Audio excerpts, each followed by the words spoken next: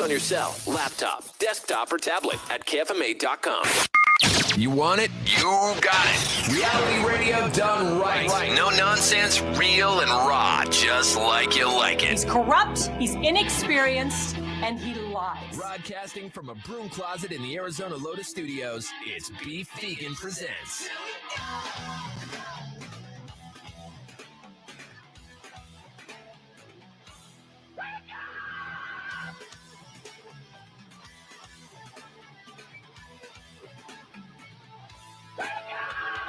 Yo, welcome back to the show. It's Beef Vegan Presents live on Rock 102.1 KFMA, streaming worldwide at KFMA.com on this beautiful Wednesday, January 10th. Good morning, Weirdo. Good morning. And good morning, Tucson. Thank you guys for tuning into the show. I got a good one lined up for you. A lot of stuff to cover, tons of tickets to give away. And then in studio, we got a very special guest, Jesse Konrad. Nice. Yeah, Jesse Konrad. He popped across our radar through Instagram with a song that instantly caught my attention. I played it on the radio before. It's not necessarily KFMA style. Like it's not crunchy. It's very much like kind of indie. Right. But super catchy. And he's a singer-songwriter. And he's gonna perform for us later on. So hopefully my microphones will hold up. Nice. And everything else. I'm looking at one of my microphones that are on the counter right now. You're looking a little droopy. Yeah, dude. My microphones are essentially like an 80-year-old man's penis. Like these arms have been around for a while. And they have trouble like holding up, you know. And I had our engineering staff like tighten up the arms. I thought they were going to tighten up all the arms, but they only tighten up yours. So you have a stiff rod right now. Like your rod is super stiff. You know. So like if you how I roll, yeah, and it's straight and it's right pointing towards your mouth, which is great. You know, but this rod over here, if you tried to like point it towards your mouth, it would just flop right down. Yeah. And it'd be like pointing down to your toes. When I have sat there, it's hit me in the face. Yeah, it's hit you in the face for sure. I mean, that happens a lot. I'm positive of it. And, you know, like, I guess it would hurt more when it's floppy like that, right? Yeah. Yeah. It's not appealing. No, I know. Yeah. So I guess we got to fix that. Maybe you just maybe it's really dusty. Maybe it's the rod is dusty, so just kind of keep wiping it. Well, vigorously. Well, can you like blow on it? Like blow on it a little bit. Too, yeah. Yeah, maybe there's too much dust in the joints, and that's what makes it so floppy. So I don't know if can you blow it real good? Yeah. Okay. Yeah. You want to try that real quick? Yeah, I've been told I'm really good at that. Okay. Yeah. Blow it, and let's see if the rod gets more, hardened. Because, that looks nice. Oh yeah. Is that good? It's still kind of floppy. I don't know. We'll play with it later. Okay.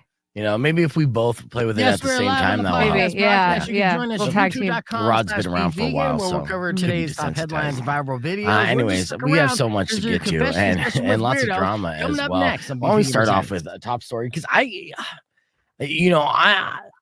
feel like there's a personal connection to this story to a certain extent. One, Rico, our good friend Rico, has been a lifelong Packers fan. So he's like a team Aaron Rodgers all day, right? And me personally, I've been a lifelong radio fan. So I've been a fan of Jimmy Kimmel for, ever. I knew his sister Jill, who's a comedian from up in Phoenix. He lived in Phoenix for a while. He obviously did radio in Tucson. There's a lot of connections there, and he's done very well for himself. And he has this. Both Aaron Rodgers and Jimmy Kimmel hate each other right now. There's an ongoing feud. Do you know why? You haven't seen any of this, huh? No. What happened was Aaron Rodgers about a week ago. A little over a week ago, was on Pat McAfee's show, as he usually is. He shows up weekly as a guest. They're boys. And, Aaron Rodgers is no the stranger to conspiracy theories. He likes to throw out what he reads on the internet sometimes. And he alluded and insinuated that Jimmy Kimmel was going to be on Jeffrey Epstein's flight list. So he was saying, Kimmel doesn't want that list to be released, in so many words. Implying that Jimmy Kimmel is, it's the worst thing you could accuse somebody, but it's the dumb's number one go-to.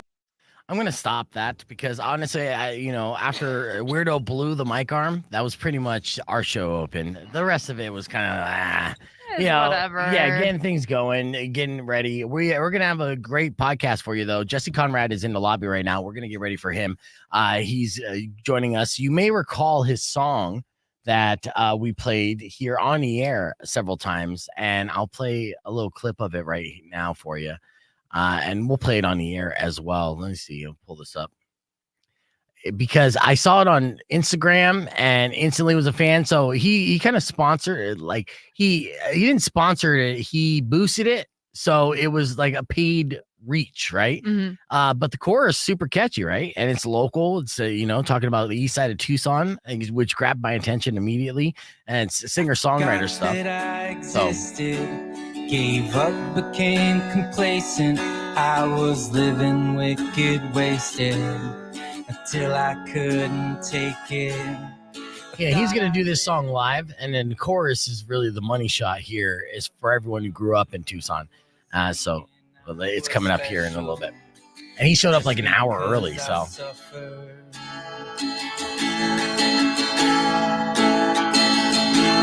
Am I real? Am I dead? Is it all just in my head? That's the voices in Weirdo's head. You just heard. All right, it's coming up. Should I stop? Can I go? Come on. If you can. What? Let me know, cause I don't know. No, he don't know. Anymore. He doesn't. What all of this is for. All right, here's the hook right here. Check it out. On a back street, Eastside, Tucson.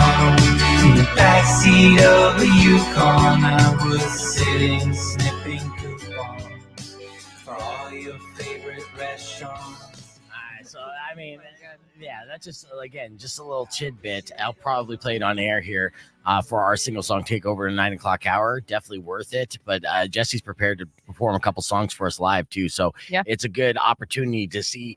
If he's the real deal. I know that he's still kind of like up and coming, getting started, doing some things. So, he's still a ways away, I guess. But, definitely he has some talent, and I was stoked about the song, still am. And so I'm excited to meet him. And you saw him in the lobby, didn't say a damn word to him. I said good morning, excuse me, because he was walking and I was trying to get back here. Well, okay. Well, that's fair. I did need to get the show started because we're about to go into the Jimmy Kimmel, Aaron Rodgers rant. So I wanted to end that early.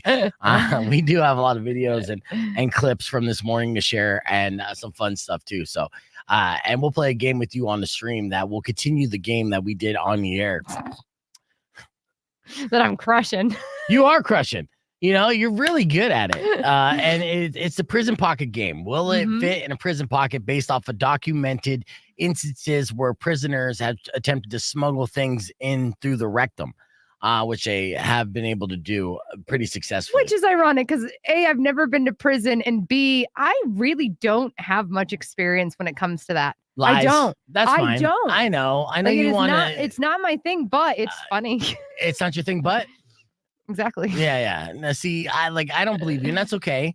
We could agree to disagree on this. I can't be into every fetish. No, I understand, and it's not even a fetish necessarily, But if I looked at you, and if I just saw you walking down the street, and I saw you, and we made eye contact, I would think to myself, "There's someone who knows what that feels like."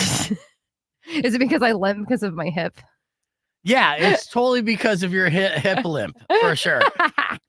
Yeah. It just looks like I'm constantly taking up the back end. Yeah, absolutely. Yeah, you walk like you have an anal fissure. It's a nice little stride. It's somewhat pimp-like, but a painful pimp-like. It almost sounds like a painful pimple. Yeah. Speaking of which, I don't know if you can see this. I had 2 whiteheads on my nostrils. This was after my cold. And then this morning, I have 2 right here on this side. Right there. And that's the worst. Right in the crack, dude. Those hurt so bad. Well, it's not that even it hurts. It's just so I can't really get to it. So it's annoying as F, but. Use a needle. No, man. Yeah, that's what I've done before. Yeah, that's not appropriate. I understand. You're used to poking yourself. What? I don't know. I'm turning everything sexual today. Apparently. Well, you got the confession session ready? I do. Good, because we're going to do that, and that's going to be the hard reset, and then moving forward, because we have other stuff to talk about that's not sexual whatsoever. We'll talk about some sexual stuff too, and we got some viral videos as well. Speaking of viral videos, there's a man that went viral for slapping a Taco Bell employee. The Taco Bell's employee was the perfect reaction. There was a crazy gas leak in South Korea, which led to a massive explosion. And the video that I came across, this looks like it's straight out of a horror film. Oh, God. Yeah, so I'm going to share that with you in a little bit. The Hinge CEO is now defending and denying that his app has an attractiveness score. So Hinge is the latest, and basically being outed as discriminatory against ugly people. Okay. Which we've talked about this before. We've well documented that, that is an actual disability. Is not being attractive is a disability in today's modern society. And being attractive is the advantage. That's being born on third base. And we'll have a Florida man story too. So, we do have a lot to cover in this podcast broadcast. So it's going to be fun. Good morning, Darlene, Sadak. Make sure if you're watching, whether it's on Instagram, on Facebook or Twitter or Twitch, to make sure you comment. We do have a Twitcher watching, so I see you, and I'm glad that you're checking us out. All right, we got about 15 seconds before we get into this confession session. Now, these are anonymous emails sent to Weirdo, and you could always add to the confessions if you want, and you could choose to be anonymous as well. So let's get right into that. Let me get my fancy little Weirdo logo on here. Boop, boop. Here we go. Rock on 2.1 KFMA. Welcome back to Beef Vegan Presents. We're hanging out here. It's about 8:30 on Rock on 2.1 and time for a confession session with Weirdo. Now, I know it's been a couple weeks because we're on vacation. If you don't recall, these are anonymous emails that have been sent to Weirdo at KFMA.com. This is the perfect opportunity to get something off your chest, whether it's a secret or you'd like to vent. And then sometimes we'll even weigh in and give you advice if we feel like we are experts in this field. So without further ado, what's our first confession here, Weirdo? Well, I'm gonna open it up because this one is very specific to the holidays. It says, I open my Christmas and birthday gifts very gently to avoid ripping the paper. Okay. I then reuse the paper to wrap other people's gifts. Barely had to buy my own wrapping paper in the last 3.5 years since started doing this. And I say, genius, sir. Genius. Yeah, and continue to do that for sure. Our family, we actually use fabric. We reuse it. We say, I know it sounds super crunchety, but like to me, it's genius because I think wrapping paper is the biggest waste of money. Okay, if you're talking about resources and trees, paper and whatnot. So yeah, so wrapping fabric, you think it's going to take off someday? Or is this a trend that was happening in the 1800s? It is starting to. There's now Etsy sellers that are selling specifically just like certain sizes. Yeah. And then like how to actually do it with like ribbon and everything. So, and then of course, Amazon, because the gift wrap option, those are reusable bags. Oh, well, yeah, that's good. And it does make it look pretty nice. I know this last year I wrapped my own presents and, I was single again. Previous years I had the girl I was dating. She wrapped all the presents and she was professional, right? Yes. So people were so stoked about my wrapping. This year you could see the disappointment on their face. But one thing I do that's kind of similar to this confession is all the like gift bags that you receive, like when you receive a gift inside one of those bags with handles and then it has a little tissue paper in it. You reuse those? I'll keep those and reuse those all day long for sure. Hell yeah. All right. Give me another confession. All right. My mother is sadly getting on in years. My brother and I are all she has left. I've made a fake adoption certificate for my brother, make it look real old and everything, and have hid it in her official paperwork. And now we wait. Wait for what? We wait for the mom to die and for the brother to find the adoption certificate. Oh. This is long game prank. Just to F with them. Okay. Wow. Do they hate? He must hate his brother. I want to know what kind of relationship they have. I need to follow up on this. A bad one because think about this, right? This is waiting until the mom is dead. And then while you're already upset about your mom being dead, then you're like, oh my God, I was adopted. That's like a kick to the nuts after your guts been kicked. So either, they absolutely hate each other or this brother's just diabolical. Yeah. Well, brothers, I unfortunately, I don't have a biological, right? But, for my friends and who I consider brothers, we do like to prank each other, and that's a way that you kind of show love. So maybe it's that. They love each other so much. Let's hope. Yeah. Manny's saying genius prank. So it sounds like OG Streamer 1, Manny would do the same thing to his brother. All right. What else you got? All right. Had a year-long affair with the lady in the apartment above for the convenience factor alone. Yep. We eventually ended things after she fell pregnant And thankfully, she stayed with her oblivious husband. Oh, no. All I hear now are the 24/7 cries of probably my son through the paper-thin ceiling. Oh, man, you got to move. Yeah, you got to move. Well, you got to figure out if that's your kid, honestly. Mhm. But you got to, I wonder if he's seen the kid, and I'm sure he has, if it's the upstairs neighbors, even just walking by and glance and see if there's any resemblance. Right? Ugh. Yeah. Oh, man. Boys, keep it in your pants. Good luck on that. No, that's not, and first off, it takes two to tango. So the wife cheating, fair. I would say the wife cheating is more in the wrong than the man below sleeping with the married woman. They're both in the wrong. Right, but she's in the more wrong. She made that commitment not to do that, right? Yep. Now, also, guys out there, never sleep with a married woman because that's how you get murdered, man. That is how you get super murdered, especially in an apartment complex. Yeah, dude. Well, if this guy, worst case scenario, this guy figures out that his son is not his son and it looks like the downstairs neighbor, that's too close, dude, and you're going to get got. Yeah, so you need to move. All right, one more.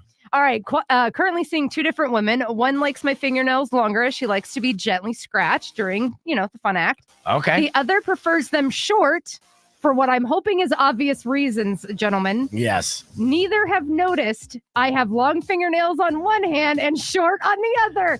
And let me tell you, this is actually a total, this is kind of a lesbian thing. Really? Yes. If you ever notice a woman that on her hands, she has long fingernails on all but her middle and ring finger, there's a reason. Yeah, no, I get that. Now I'll be looking at every single hand of a lesbian when I come across. Yes. And honestly, he beat me to it because I was just like, just keep one short, keep one long. Yeah.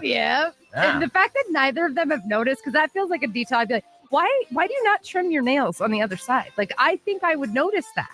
Yeah, and he could just be like, honestly, it's almost like I've been accused of this and myself. I was just like, I don't know, man. It just grows faster on this hand. Weird. That's what I would say because I'm so asymmetrical. You know how nails are weird like that? Sometimes everyone has just like that one nail that just grows faster than the rest. You could say it's one hand that grows faster than the other. And it's like, I can't explain nature. Yeah, it's weird. My pinky nail grows really long, really fast. Yeah, my nose is running. I got allergies, see? All right, we're going to hit the reset. Keep the conversation moving on the podcast broadcast. Your Florida Man story is coming up next on the FM side. And we're going to be joined by singer-songwriter Jesse Konrad. So you can join us on youtube.com/Beef Vegan or keep it right here on Rock 102.1. All right, so let's get Jesse situated. And while we're doing that, I'll do today's morning moron. Today's morning moron took a bad situation and made it worse for herself. I'll explain in this clip from this morning. Check it out. 2.1 KFMA, that of course Disturbed, who did reschedule their Phoenix show because they had to cancel in the summertime. And that show's coming up here in March, I believe. You recall off the top of your head? It's March, and it'll be with Falling in Reverse. Yeah, and on a Saturday. So they did all the things right. Shout out to Draymond and boys for, making good on their promise. Right. All right, it is now 6:19 and time for your morning moron. Let's do this. All right, now it sucks to be a victim of a crime. We all know this, right? And also, when you are a victim of a crime, I think most of you out there knows, it also sucks calling 911 and having to try to report the cops on doing things. I just know in most cities, they're so understaffed and overwhelmed that calling emergency services a lot of times doesn't get the customer satisfaction that people desire. But, the reality is if it's on a life or death emergency, then, you get to the back of the line. The reason why I bring this up is because there's a woman who recently had her car stolen in Connecticut, and her name's Pamela Rodriguez. And she was obviously upset about this. And she wanted cops to retrieve her car and try to find it immediately. Like basically drop everything you're doing, find my Elantra or whatever. I don't care that somebody was just murdered. Get my car back. Yeah, pretty much. Right. And so she decided that her idea was to get the cops to act a little more assertively in trying to find her car to up the ante. The way that she upped the ante was she told the 911 dispatcher that her kid was in the car. So it wasn't just a car theft, but now a kidnapping, Amber Alert, things like that. Yeah. Now, the problem is her kid was not in the car. She's only 29 years old. I don't even know she had a kid. Jesus. She just wanted her car. So My God. it's really difficult to imagine what her end game was, with the exception of them being like, we found your car, but not the kid. But congratulations, here's your car. Yeah. You want to do a follow-up on the kid? And like, nah, I'm good with the car. I mean, honestly, at some point, no matter what scenario, it would have been found out that there was no kid. Yeah. People have no forethought. Right. God. She didn't think it out. She just thought like the short-term solution was make it like a top priority by saying there's a kid involved. But then, again, they call full out APB or whatever you call it, and everyone goes out. They do find the car and they arrest the culprit, and they look, and now they're freaking out because they can't find a kid. And they're just like, what'd you do with the kid? Well, imagine the dude that stole the car being like, I just stole a car. I really didn't kidnap a kid, I promise. Yeah, well, luckily they didn't find the car thief or the car. Oh, okay. And there was no kid to be involved whatsoever. So they did find out that she was 100% lying about that. And cops were not happy about it, right? So they figured out she was lying, and she was charged with making a false report, and her car is still missing. And police say that they're still looking for it, but I doubt that. I'm pretty sure it went to the bottom of the pile as far as things to do. So Pamela Rodriguez, the 29-year-old woman who got her car stolen and tried to get special treatment by lying and saying her kid was kidnapped inside it, is today's Morning Moron.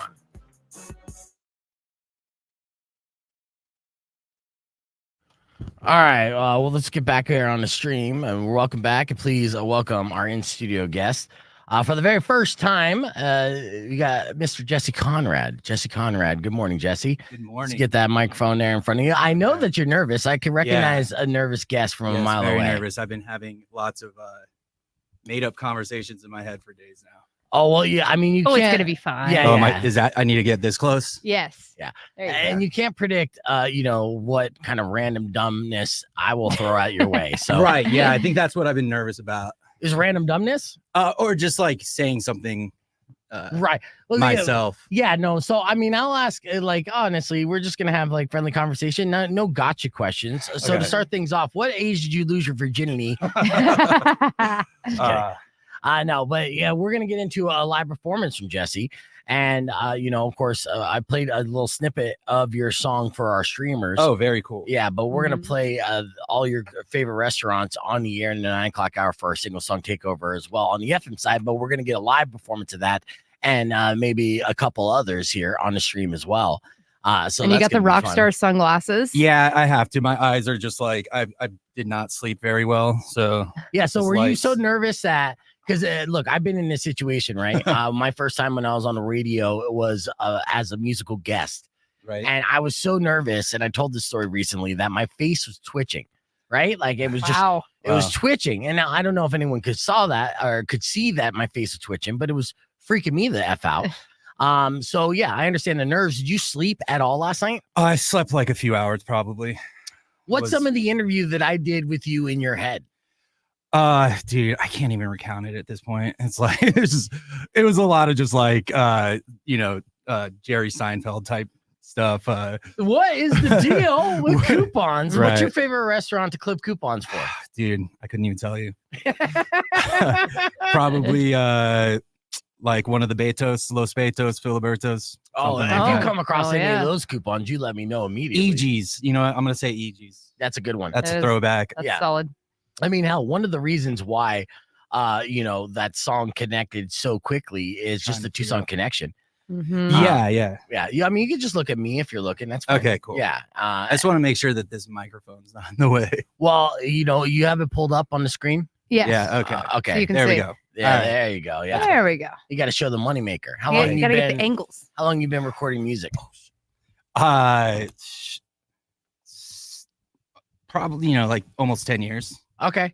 Yeah. And were you in a band before this? Yeah, I've been in several bands, but right now I've got like a side project called Twin Envy that was kind of birthed from the pandemic, and it's kind of started with the producer that I work with, Robbie Williamson, who really is the magic man. Like I wouldn't, my music wouldn't sound nearly as good as it does without him. It does sound professional. He's It very good. sounds I mean, he's super recorded quality. a lot of great artists. Nice. Yeah, shout out to Robbie. Yeah, absolutely. Anyone in particular that we would know? Yeah, dude, what is his name? I'm just gonna draw a blank right now. Classic rocker dude he worked with. Okay. I can pull it up on Instagram and see it. All right. Well, you know what? I think he just recorded like a thing with Sesame Street recently, which is that's actually pretty big account. Yeah. We're gonna get on the air real quick and do a quick little radio segment. All right, cool. Rock 102.1 KFMA. We got Jesse Konrad in studio. He's pulling up information, and we're gonna get some live performances from him on the podcast broadcast.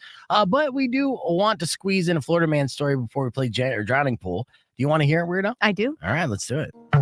Florida man, catch an alligator in the trash can. If you can't do it, no one can. Come on now, Florida man. All right, so today's Florida man story is a man who tried to hide meth. All right. Okay. In Now- the prison purse?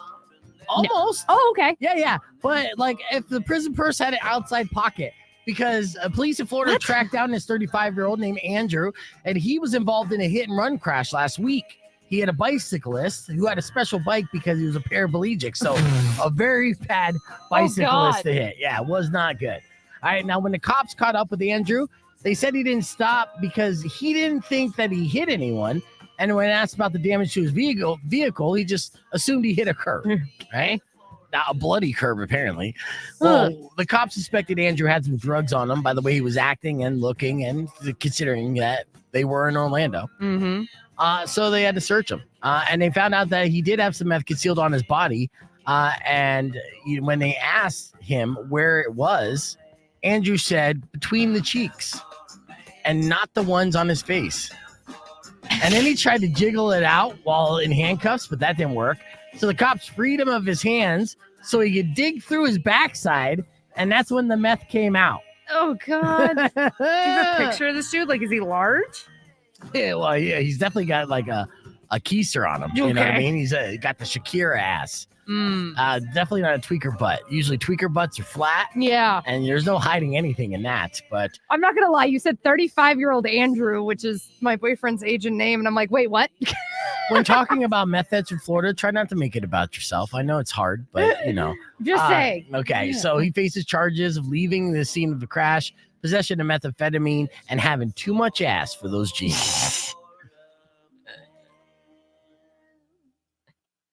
All right, so we're clear. So you have more answers? You were looking that up? What'd you find out, man? The picture was not there. I can't think of his name right now though, but That- I'll probably think of it later. Okay. Yeah, it's not that big of a deal. Honestly, it's about, this segment's more about you than about your producer. Sure. But, shout out to him and stuff. And I'm glad that you've been working with him for how long? Probably like since 2015. So how long is that? Oh, it's about 8 years. No, about Yeah, it's 9 quite years some now. time. 9 years. Yeah. So the whole Twin Envy thing has been like, we're coming up on year 4 now. Do you in have April. music from Twin Envy? I do. I have some merch too. I've got shirts and CDs for you guys. Oh, if nice. you're Cool. interested. Yeah, absolutely. Not CDs, though. I don't even have a CD I player. know. I can't. I have a lot of trouble selling the CDs. Yeah. I wanted to get them because I thought it was cool. Just like it'd be cooler to have a CD than like a A flash drive? like a business card or something. Yeah, I mean all of our music's online, so Right. people are gonna listen to it there anyways. But I think eventually, I mean, obviously vinyl made the comeback. Cassette tapes are making a comeback. Right, Or I made think- a comeback of sorts. CDs have to be. it's gonna happen. Right. It's future nostalgia. Yeah. Like, Mhm. It is. It's bound to happen. It's going to be the next generation of these kids who all grew up with nothing but digital and then wanting that. I do miss the CD book, and there's so many aspects it was a whole of thing. It was like my generation. Like in high school, we had like all those the booklets. Like Yeah. they go on road trips, and it's just filled with a bunch. Go through all of all the it. different, Yeah. all the burnt ones off of LimeWire. Yep. And Oh my God, LimeWire. I started DJing when I started DJing in clubs and stuff. That's what it was. It was a 500 CD book.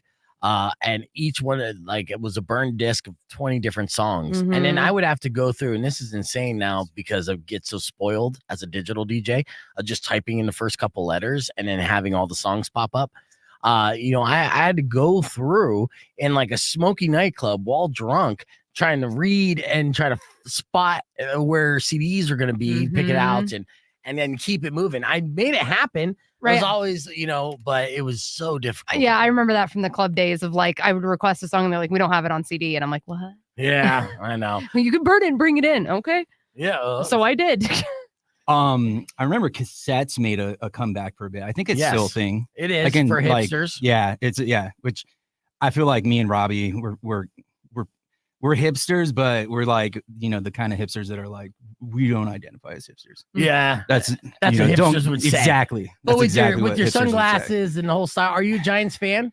I am, because they beat the Patriots twice. Right. I'm stuck with the Colts, dude. Oh, it's okay. rough. Yeah, but you were just wearing a Giants hat? Yeah, my brother sent it to me. I'm a hat guy. I go through hats, and this is the hat right now. Right. If anybody wants to give me a new hat. Yeah. Weirdo, do you have music news, by the way? I do. Okay, good. So let's do that here in 3 seconds with Jesse on the air. Okay. So keep it going. All right. Let's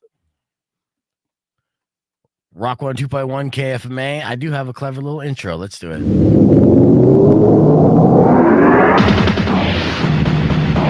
That's right. It's time for Music News with Weirdo. What's going on in the world of music, Weirdo? Well, we still don't have new music or any possibility of a tour from System of a Down, but Serj Tankian, you could live with him. Oh, you could live with Serj Tankian. You can live on his property. He is renting out a 4-bedroom and 2-bathroom house in the Quiet Valley Village neighborhood in LA for the very not affordable price of $6,000 a month. Is he going to be on property too? He is going to be on property. You are actually going to split utilities with him. Wait, okay. Yes. F that, Serj. Just go on tour, man. If you need money, what's the deal? Just go on tour. Everybody wants it. Stop just playing once a year in Vegas. But yeah, you pay for part of the electricity, gas, water, and trash bills, which is 63%, and then the owner takes care of the landscape. I'm so mad. I'm so mad at this. I knew this is going to make you so mad. Yeah, dude, because, it sounds to me like he's going through some financial hardship or he's trying to save money. Whatever the case, it doesn't make sense. And then, to basically have a roommate as a 40-something-year-old. Right. Weird. Not cool. And not do more than one show a year, which System is doing only one show a year, and that's Sick New World. Yeah. Speaking of System, there's other news here of System of a Down's drummer basically commenting on a Kanye West post, calling him out for being a douchebag and exploiting his wife. And, so there's some kind of like beef going on between the two. And I thought you were going to talk about that. Left hook. Well, who's not beefing with Kanye? I mean, it's pretty consistent. That's very true. All right. Are you a System fan, Jesse? Not so much. I mean, what's one of their big songs?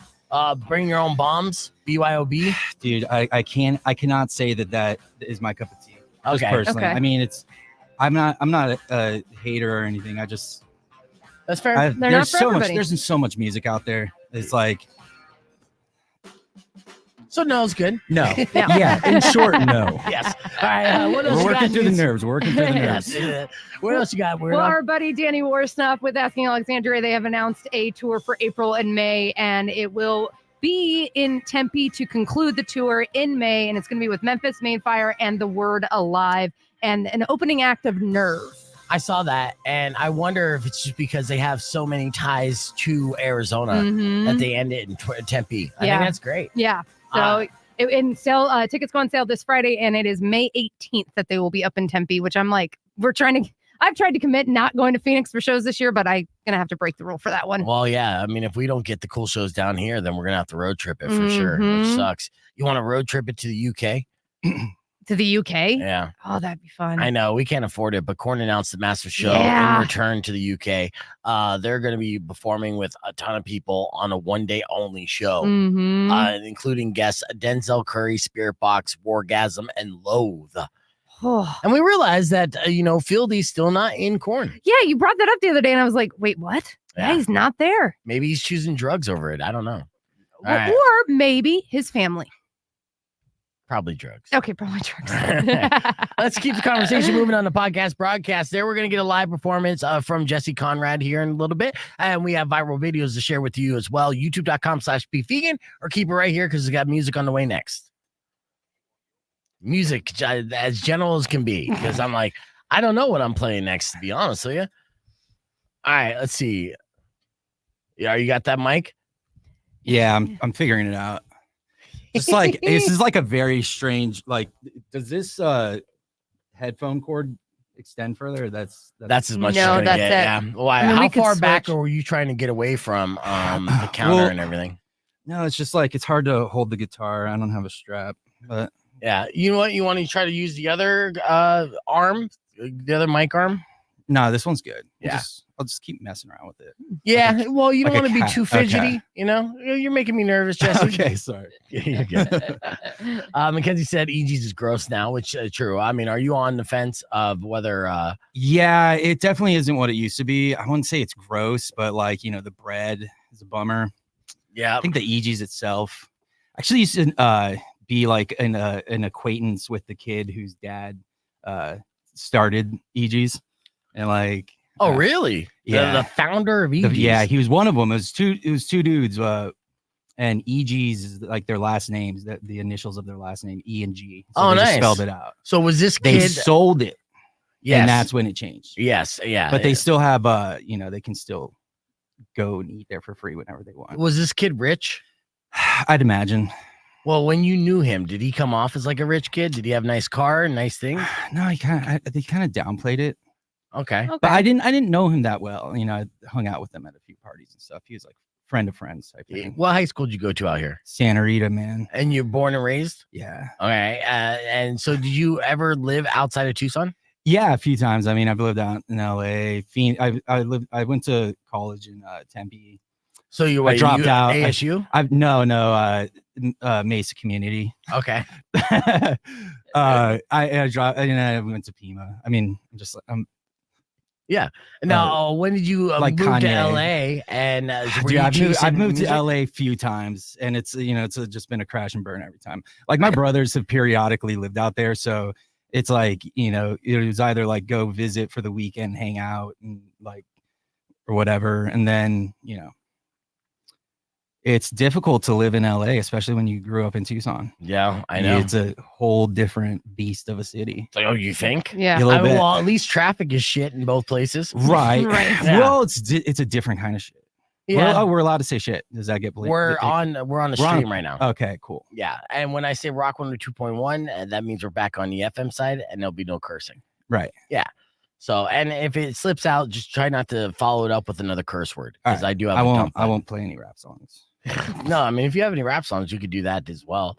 Do you rap? Did you used to Dude, rap? that's all I listened to in high school. Okay. And I was like Tupac, Eminem, right. All the like good Nas, late 90s yeah, and just early like- 2000 rap. right, and all the radio stuff. Like that was the stuff on the mix CDs. But like the whole discography of Nas and Tupac was like all I listened to. I was like obsessed with. And then when I like the last semester, I started realizing like, oh yeah, like let's just listen to rock and roll again. It's like I grew up, like my sisters grew up on, they were in high school when I was like in kindergarten. Uh-huh. So, because they're like way older than me. Yeah. And so, I was listening to the Smiths and the Cure and Depeche Mode and like that kind of stuff and like Weezer and Green Day. So I was pretty lucky in that sense. Would you describe your style of music as like indie folk? Yeah, Yeah. probably. That's where like the Twin Envy thing is fun because it's like a whole different like style of songwriting. Yes. It's like a different vehicle in a sense. What makes it different? Well, it's it's like structured more. It's like more pop. Like I wasn't really focused on choruses and stuff or like pre-choruses or I was kind of like before that. Like I didn't really know how to write songs, and then like I slowly started like watching YouTube videos about it and stuff, and like trying to actually try to meet in the middle of like what people want to hear versus like what I want to hear. Look at that. Is this your Twin That's Envy? Twin page? Envy, yeah. Okay. That's so us. with So I'm that- just the singer songwriter. Robbie makes all the music. He produces it all. Oh, that's cool. And it's All right. it's really fun. Well, it looks like Reptilian Overlords That is is the the- most played song. Yes. Is that the single? That was the single off the latest EP. All right, let's hear a little bit of this. Now, I'm sure it's licensed, so I might get flagged on this. So if you're watching a replay, you might not hear any of it, but you'll hear it live here right now. So let's check it out.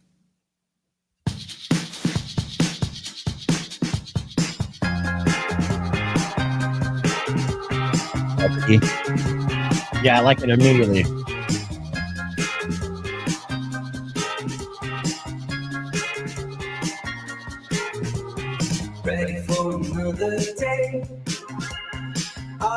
We waited for a sign, we made it, only to be sent away.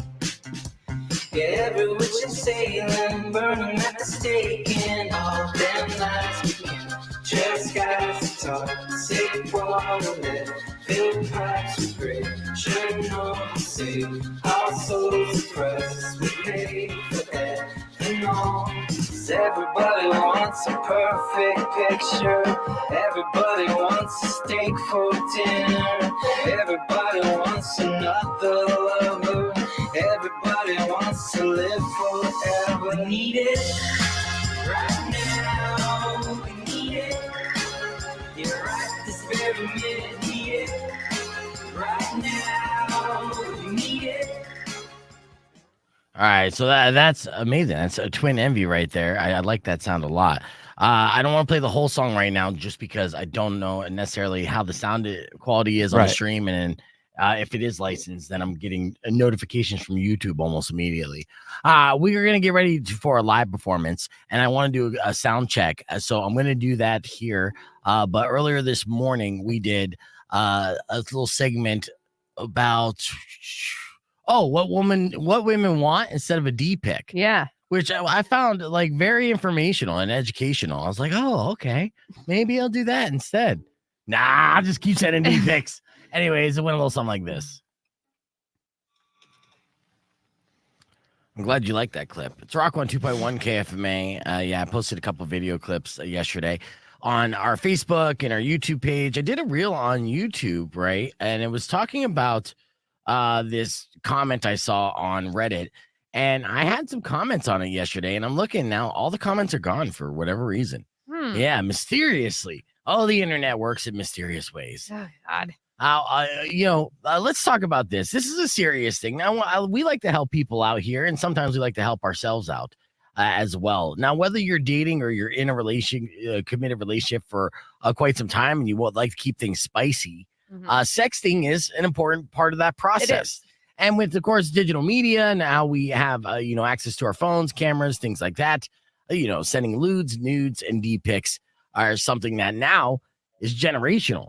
It has been around long enough that, it's over 15 years that people have been digitally, and I could say at least 20 years, really, digitally sending naked pictures of themselves to other people. Yes. You've probably done it yourself multiple times to multiple people. Yes. Yes. Correct. And I'm saying generally, not even just to you, to everyone out there listening.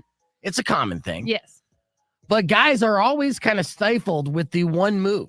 Is the D pic. Is like, that's the only move we know that we have, especially if we're not gym bros, right? Okay. So if we're not like all, have an 8-pack and super pecs, those kind of thirst traps, those are just an appetizer anyways for what we really want to send. And that's the D pic. Yeah. Right. But the D pic is never the move. No. I know. I understand this. And I also understand there's certain angles that you never want to send with a D pic. And I was recently told that as well. Just don't laugh. Okay. Well, the reason why I'm bringing all this up is because I want to help out all my bros out there and make sure they don't make the fatal mistake of sending a D pic to a woman who definitely doesn't want a D pic. Well, I think you start with consent. Yeah, it's the random. No, stop. It's beyond consent. Say you're in 3 months. So you guys are all about it, right? All about each other. Everything's consensual. You are sexting. Okay. Right. But you still want to send something sexy. Don't send the D pic. Maybe send this instead, because there was recently an article asking women what they would want instead of a D pic. Okay. And so I have names and different suggestions from women, and you agree. You let me know if you agree or disagree with this. Okay. So Christine said a guy would send her pictures of various locations where he'd like to get down with her, and even one of his lap, but it was clothed, all of which said something to the effect of, "I want you right here." And she liked that a lot. That's hot. That's very hot. Because it's planting the seed of thought, and then creatively you're thinking. And let's consider this. The romantic novel industry is like $1 billion industry, right? And there's no visual pictures of pornography in this. It's all about painting that picture. Right. Getting that fantasy. Yeah. In 50 Shades of Grey, they don't have like a visual play-by-play. It's all just, describing it, and then the thoughts are in the mind, and then the woman places herself in that situation. Well, and also just the there's nothing hotter than like I want you right now. I can't control this. You're that hot to me. Like that kind of compliment goes a very long way with women. That's good to know. Mm-hmm. All right, Vanessa said a shirtless photo in bed suggesting a cuddle or even just relaxing on a couch made her melt because he was showing his vulnerable side and was taking down his walls. All right, well, you could play that cheesy role. Yeah. See, Suzette said if you're going to highlight your dong, do it through some sweats or tight pants. It's more discreet and it makes it more of a mystery. Oh, yeah, the gray sweatpants. Yeah. Yeah. I know. Yeah, with a hoodie on. Oh, yeah. Yeah, and I mean that's the go-to move. That or basketball shorts, you know. And a girl knows at this point in time if she ever comes over to like watch a movie and the guy opens the door and he's wearing basketball shorts, you know exactly what time it is. Yeah, it's game time. Yeah. All right. Samantha said a shot with a guy who has his hands down his boxers is really sexy. Just no D. That's funny because all of my exes complain that I scratch my testicles too much and. I'm like, why? What? This is not sexy? I'm out-bundying it right now. Yeah, anytime I have partners do that, I was like, what are you doing? Is something wrong? No, it's not wrong. It just feels good. What's it itches. going on? No, it just feels good. Yeah, that's not appealing. Okay. All right. Well, then scratch that off the list. Rebecca said her husband was traveling for business and sent her a shot of his sexy legs fully extended on the bed in the hotel room, and that worked for her. She's a weirdo. Amanda said her boyfriend would send nudes, but make them funny by covering his junk with a bag of potato chips. Or something else to that effect. Okay, I do like that. Okay. I do like that because that adds that little bit of humor in there as well. Okay. And that's a turn on. Right. See, Jody said she's down with quote unquote super thick dudes, thigh butt situation, and boxer briefs is a scenario. So okay, that's still kind of nude-ish. And then finally, Amanda said taking a shot of a potential date spot is a classy move. It sounds old-fashioned, especially in this conversation. But all right, I'm going to end this right now. Jesse's fucking with the microphones here. Yeah, no, I'm not going to hear you if he set the other mic. That's okay. Oh, okay. Yeah, so, we'll get there. We'll get Jesse. We're going to get there. I need you to relax for me. All right. This is one of the things I actually, this was one of the things I did not imagine going wrong. For some reason, this did not. The microphone thing? Yeah. No, the guitar situation. Yeah, don't worry about it. We have microphones. We're in a studio. So and I am a magician when it comes to that. But I do want to follow up on the clip that I was just playing there. I actually have an idea that I want to market. We were talking about merch, and selling different merch items. I want to sell merch that, you've heard padded bras. You're probably wearing one, right? No, I'm wearing a sports bra. Okay. But you've wore a padded bra before, right? Why don't they sell gray sweatpants that are padded? Yes. Oh. Yes, because I know there's guys out there that maybe are growers, not showers, that won't rock gray sweatpants. But, if they already have like a built-in bulge, then they may be more prone to wear the sweatpants because obviously women think gray sweatpants are sexy on a guy. Yeah? Yeah. And I really think that's the case. Wow, I never thought about that. Yeah. No, well, unfortunately, I think about that all the time. Lisa's laughing at you, by the way, Jesse, saying he's juggling the mics. Yeah. I'm just super bummed. It's I feel like fun. I let you guys down already. No, dude, no, it's gonna be fine, and we're gonna do we're doing videos. It was not on my bingo cards of things that would go wrong. So it's definitely. It's first off, nothing has gone wrong yet. Okay, so should have got my Eagle Scout. Yeah, nothing has gone wrong. Remember that. Cool. Nothing, yes, you're right. Nothing has gone wrong. We haven't even done anything yet, and I'm about to play your song here on the air. That's again. Cool. Nah, not even for the first time. How many times do you think I played this song on the air so far? Good handful of times. Yeah, about a half dozen already. Yeah, we've been digging on it. Yeah. So, and that goes outside of our, format, obviously, because it's like an active rock station. But I know. I like to break rules. That's very cool. And I like different song styles and musical styles and whatnot. So, I had the indie station up in Phoenix, so you fit like a glove on that one as well. This one you don't necessarily fit like a glove, but it's good. It's local, and that's how we do that. But let's get right on the air, and I'm going to do my single song takeover, which is pretty good, and we're going to play on my favorite restaurants. Rock 102.1 KFMA. Welcome back to Beef Vegan Presents. We're going to get ready for a live performance in studio from Jesse Konrad on the podcast broadcast stream. But before we get into that and our viral videos that we're going to be playing on the stream, it's time for a single song takeover. As you may know, I have the luxury of being able to play a song of my choosing each and every morning in a 9 o'clock hour. And it doesn't necessarily have to fit a format or anything like that. This song I have featured on the show several times over because I really enjoy it. I came across it on Instagram from our in-studio guest, Jesse Konrad. It's called All My Favorite Restaurants. And there's an infamous line in there that it was instantly familiar, right? Like when we heard it, we're like, this sounds like I've heard it before, but I don't think I have. And it's on the back on the back street, Eastside Tucson, in the backseat of a Yukon. Yeah, what a great line. Have you ever heard that line before? I recently heard a Biggie rhyme that I'd never. He rhymed Tucson and Yukon. Did he really rhyme Tucson? He did. It was a song I guess it was a deep cut. I was never a Biggie fan. Okay. I was a Tupac dude. Yeah. So I didn't hear this. Literally, I heard it on Instagram. Like I saw a short of it. And I was like, there you go. I mean, he didn't say in a backstreet. He wasn't, it was his homie.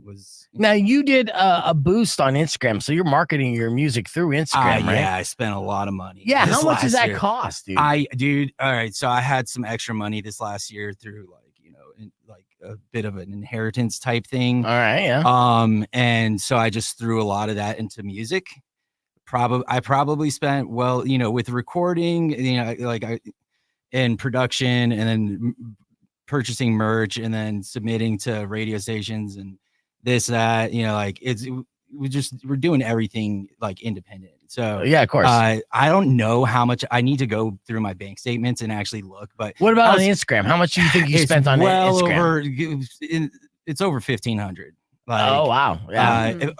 In total, like over $5,000 in the last 6 months. Do you feel like you got a good response through Instagram advertising? Yeah, I feel like it was pretty. It was worth it because I kept doing it. I would just do it in during the weekend, at times that I thought people would be on the gram. Yeah, and I'm new to it. I never used to like Instagram, but then Twitter kind of sank, and then I was like, I need to promote new song. I recorded new songs a while ago, right? And so I was like, I need to start an Instagram account. So I hadn't even started doing that until June. I don't know. Okay, but you notice your plays and everything going up. Right. Yeah. Yeah. Nice. I mean, across the boards. Well, quality is key first and foremost, for sure. But then if you have the quality, then it doesn't hurt to put money behind it. And I'm repeating that and saying that just because I'm hoping managers are listening to this right now. Right. Because I would love them to boost some of our posts. But let's do our single song takeover right now. It's from our in-studio guest. This song is called All Your Favorite Restaurants of Rock 102.1 KFMA. Clear. All right, so now we're gonna do that song live on the stream, so right. I'm not gonna play the song on the stream. But what I will do here is I have a video that I want to show you that is mind blowing. All right, this is a gas leak that happened in South Korea. Did you hear about this gas leak? So there was apparently a massive gas leak, and it went through a community, and then the worst scenario happened. A spark happened, right? And then it caused an explosion. Now, this is an edit of different camera angles, security camera angles that showcased this. And it is the most mind-blowing video that you're going to see today. I promise you that. So check this out. This is CCTV footage of the gas leak in South Korea. You see that gas right there? Oh, wow. Yeah, creeping it's in like visible. a fog. It's a visible fog, almost like a ghost. Now you're it looks like it's a fog that's all in the streets, and there's cars there. So people are looking around and be like, what the hell's going on with this fog? And it smells weird. And then this happens. Check it out. Boom. Absolute horror movie. Yes. Now, 6 people were injured during this explosion. Nobody passed away. That's the good news. But unfortunately, they did suffer serious burns, and that's the worst kind of injury that you could have. But real quick, again, I'll play it for you. You see that gas leak coming in like a slow fog. And if you see this happening on the streets, run the other way. Wasn't that a Matt Damon horror movie? About a fog that was creeping in. Might as well be, but yeah. I'm amazed no cars exploded. Yeah, well, just external. So luckily it was a quick flash, just like if you put a lighter on your, just light your hand real quick. Mm-hmm. So I know. Just the fact that you're watching it creep in. I know. Ugh. Wow. So that's Did they say what it came from? Just a gas leak. No, there's more information on that. Let's see. The gas leak happened. There was a full story of this that I did not attach to this video. So yeah, it was a business in the area. It was a gas leak. So that's pretty much where it's at. Okay. Yeah. I wish I had more information, but I don't. So where we're at on time on here, got 34 seconds before we get on the air, and we'll get into a liquefied petroleum gas station. Oh, so you found it already? I did. Boom. Okay. 14 buildings and several cars are damaged by the explosion. 25 residents have been evacuated. Yeah. Oh my God. Watching some of the vehicles that didn't have anybody in it, like the doors blew off and took out the interiors, the cars. Yeah. Well, hopefully insurance covers that, but maybe it won't. Right.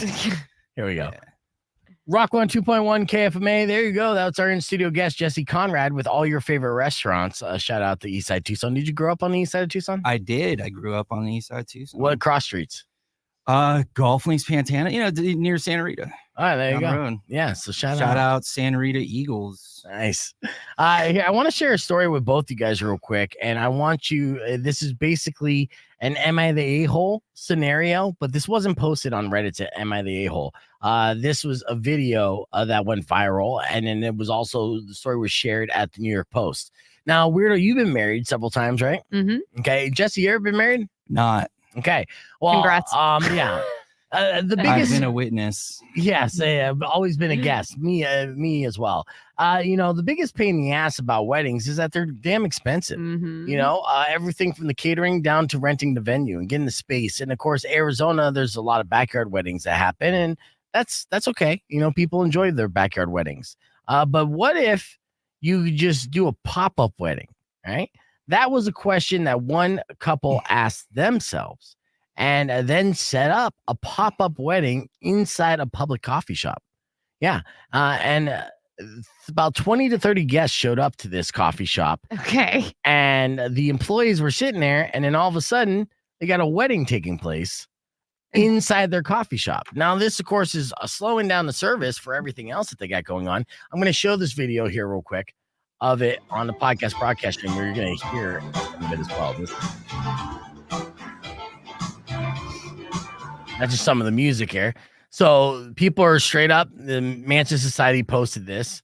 And here's the wedding party that are all there watching their friends get married inside this coffee shop. Now, the rest of it's business as usual. It's in the daytime. So you would think it's not that big of a deal, but the internet has a different opinion. They're pretty furious about this. So they gave the coffee shop no warning. They just showed up. Yeah, a-holes. So yeah, now they had an officiant, they had a photographer. They told the barista to wait 5 minutes when they asked them to stop blocking the door, right? Because they were blocking the door. Then the owners say they didn't stop it because if a footage of them interrupting a wedding went viral, the internet might cancel them. So the owner felt like almost victimized by this situation just so they wouldn't be canceled. They posted a video after initially deciding not to. They didn't want to shame the couple online, but eventually opted to post the footage after the bride and groom refused to admit they did anything wrong. Now, the coffee shop does host private events, but they normally charge $500, right? And once the bride was shamed for it, she offered them $200. But when they asked for the full amount, she called it unreasonable. And it's like, bitch, that's what it costs. Right. Well, and not only that, like to reserve any kind of wedding venue, you're looking at 10 grand most of the time just to start. So for $500 to support a local business and you not be a D-bag, right? Yeah, cough it up. Yeah, and if you didn't want to support a local business, then you can go into a chain coffee shop, or go to a park. Well, a park. No, a park costs fees as well. Even just to do any kind of event. $25. Yes. Okay. If it's available, and there's been plenty of weddings and parks as well. And that's the right way to do it. To do a pop-up and go guerrilla on this, obviously rub people the wrong way. And the owner of the coffee shop. So initially, again, because where we're at as a society and the business owners were afraid that they were going to get canceled because of this. Mm-hmm. Now the people online are actually siding with the coffee company. Yeah, they should have called them out and should have had that faith of like, you don't get to do that. What the entitlement? Yes, the entitlement is the biggest problem that we have, and one of the biggest problems we have in today's modern society. Mm-hmm. So many people feel entitled. The whole thing lasted about 20 minutes too, so at least it was quick. Imagine if it was like 6 hours. Oh my God. It was a Catholic they wedding. They brought in a mariachi band and a DJ and the whole thing. To a coffee shop. All right. So say you're not team coffee shop in this and you're team bride and groom. All right. And your next like poly wedding is going to be a pop-up. Where's a good place that you're going to do a pop-up wedding at? Anytime I've thought about that, it's just out in the middle of nowhere. Like some beautiful, but like that's not fun. That's not fun. I'll tell you what I would do. Park Place Mall, the food court. Because I would go right there. I mean, I do catering by Squared Up Pizza, but there's enough room there because so many people aren't sitting in the food court. So it have this whole area. And then if you look at the tile there, it almost at the food court, it does kind of look like a ballroom dance floor. A little. I was there the other day and they've got the lights twinkling down. I'm telling you. That's actually not a bad idea. I guarantee you the mall's not going to be upset because they're going to be like, oh my God, people inside the mall. Look at that. Oh my God. For more brilliant ideas. All right. We're going to get a live performance from Jesse Konrad here on the podcast broadcast stream. You can join us, youtube.com/Beef Vegan. Keep it right here. We got music on the way from Rage Against the Machine and more coming up next. I do that all the time, Jesse, where I say, hey, go over here, but stay right there.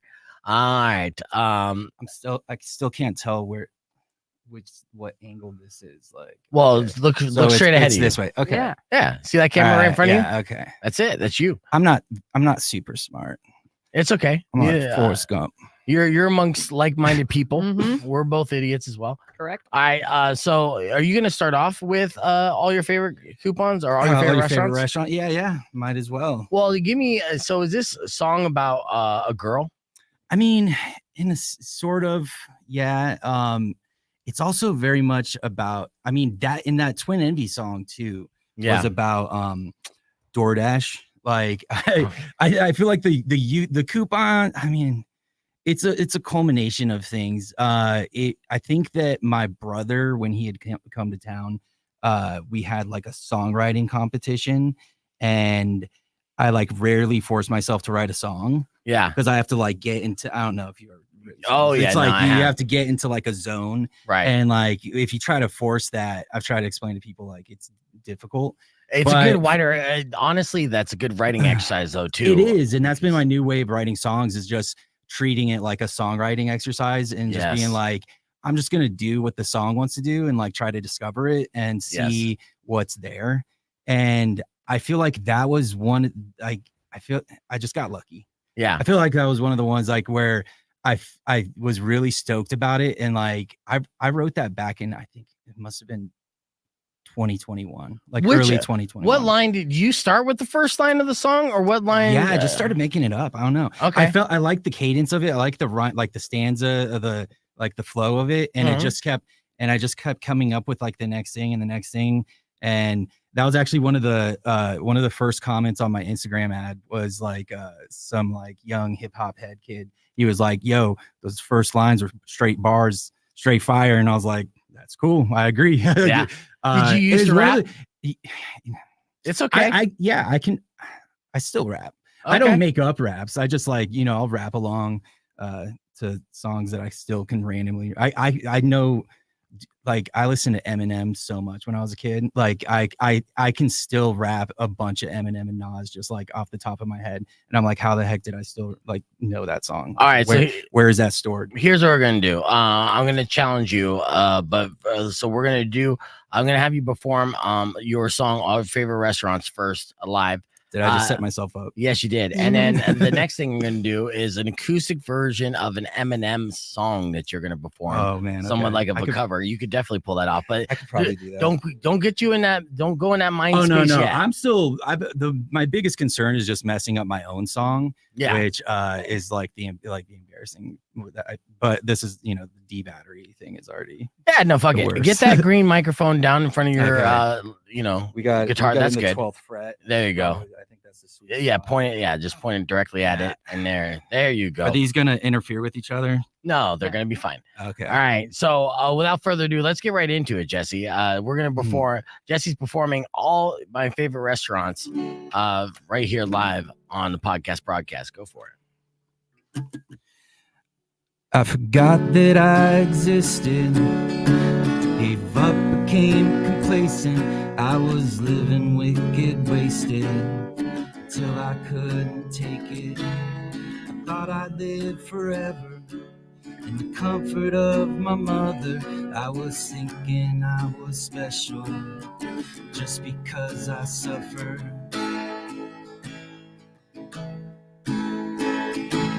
Am I real? Am I dead? Is it all just in my head? So below, the cup still overflows. Should I stop? Can I go? If you can, let me know, 'cause I don't know anymore what all of this is for. On the back street, Eastside, Tucson, in the backseat of a Yukon, I was sitting snipping coupons for all your favorite restaurants, and I couldn't help imagine how I wish it all had happened, but it all went down as planned, and I couldn't sit or stand it. Am I real? Am I dead? Is it all just in my head? So below, the cup still overflows. Should I stop? Can I go? If you can, let me know, 'cause I don't know anymore what all of this is for.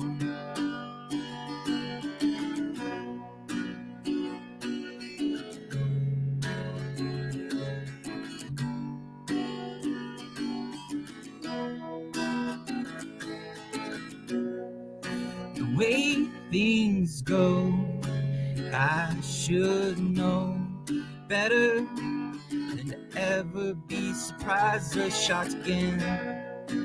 I still hope, I don't know nothing, 'cause nothing lasts forever. Am I real? Am I dead? Is it all just in my head? What a show, they only come to go. Should I stop? Can I go? If you can, let me know, 'cause I don't know anymore what all of this is for. On the back street, Eastside, Tucson, in the backseat of a Yukon, I was sitting snipping coupons for all your favorite restaurants. There you go. Yeah. Yes, Jesse Konrad with all your favorite restaurants live. And of course, I had a terrible camera angle. Well, because that mic was right in front of your face. It's just fine. It's fine because you look like the fucking Unabomber right now anyway. So, it's not like you dressed for the video.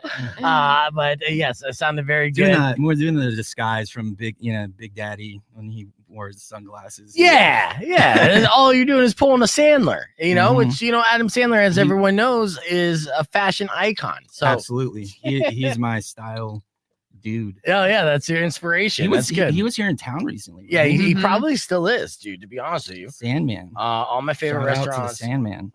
Acoustic here. Yeah, he just had a picture of him go viral of like, he's not wearing designer clothes. He's worth how much? And he's just eating full pickles, just walking down the street in absolutely. New York. He is goals. First off, anyone, I drive down Grant every day. I see tons of Adam Sandler inspired Oh my God. like clothing, but it's not necessarily goals. It's just, but yeah, that's He's where not he's at. caring. He's saving a bunch of money. Yes, it's always been his style. I haven't bagged on. Now, Jesse, while I talk about this, I want you to kind of think in your mind what rhythm you're going to play on your guitar and what Eminem song you're going to cover. All right. So, and do not do Lose Yourself. Okay. So that's the only stipulation. What would be the Besides, what would be the go-to Eminem song that you could rap? It's probably something off the Marshall Mathers LP. Okay, that's classic. So yeah, which it's is over like, 20 years old. Back when Mark Wahlberg was Marky Mark. That's a fun one. Yeah, What is that? Could you sing that? What is that called? I want to. We're going deep. Well, Back it's when the Mark Marshall Wahlberg- Marther. This is how we used to Back make when the Mark party Wahlberg was start. Marky Mark. This This is is how how we you used to make the party start. We used to mix gin with Bacardi Dark, and when it Kicks kicks in, in. you can hardly talk. And my predictions, you Yeah. could probably barf either somewhere in the lobby or the hallway wall. And It's come on, everybody. Come on, everybody. Everything's spinning. You beginning to think women. I can't play the guitar to that, dude. Okay, well then think of something unless else that if you can. I sing it like I'd be like. Things spinning, you beginning to think women Yes. swimming in pink linen again in the sink. Then in a couple of minutes, that bottle of Guinness is finished. You are now allowed to officially slap bitches. You have the right to remain All right, violent. stop real quick, because I want you to do this on the air. Oh, okay.